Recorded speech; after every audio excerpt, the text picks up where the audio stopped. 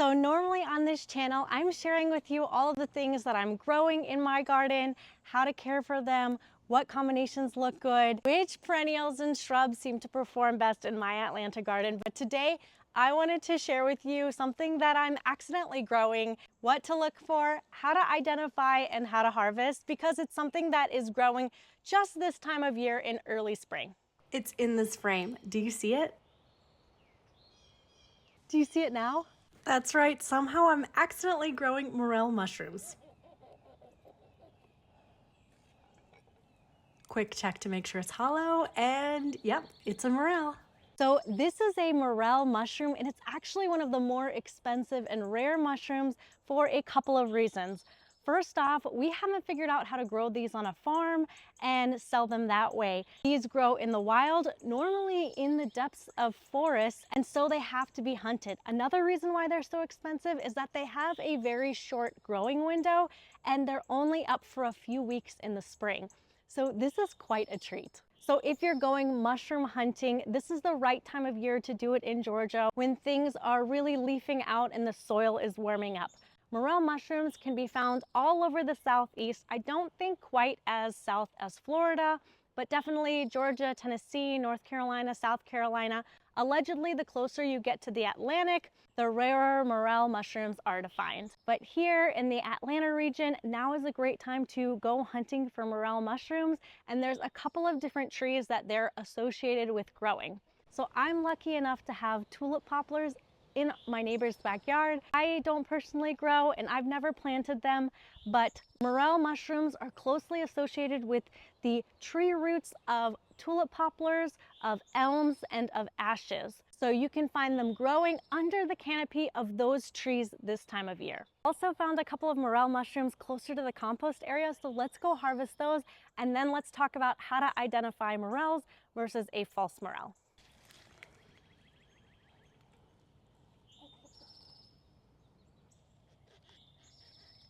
Okay, I'm not a mushroom hunter, nor do I claim to be one, but when I saw what could be morels maybe growing in my backyard, I had to do a little bit of digging on how to identify morels so that I didn't poison my family. And since I've already done all of that research, I figured I could share a quick, comprehensive guide to backyard morel identification. So here's what I learned. Morels will always be completely hollow inside. So the entire mushroom from stem to cap, you should be able to see through like a straw.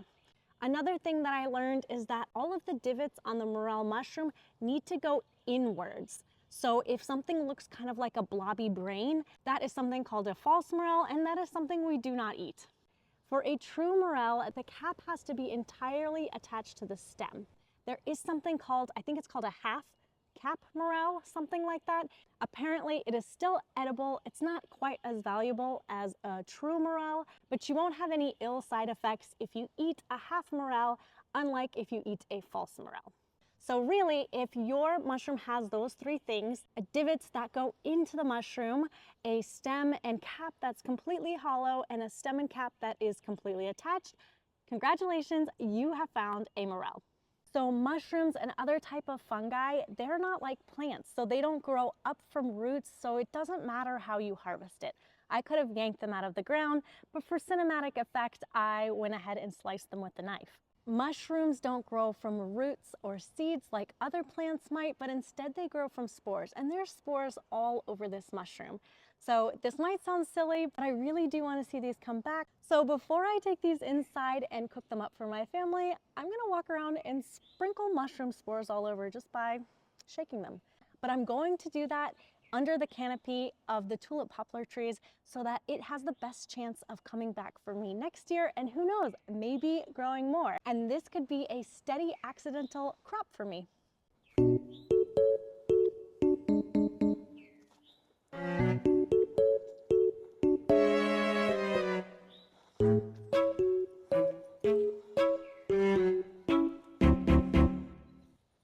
For all I know, these could have been growing in my garden for many, many years, and I just haven't been out there looking for them.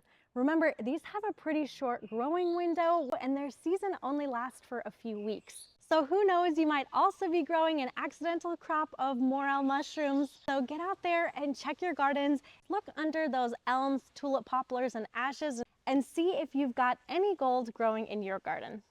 Well, it's now raining, so that's my cue to go back inside. But thank you guys so much for watching. If you're interested in garden content, that's all I blab about on here. So go ahead and hit that subscribe button, and I will see you in the next video.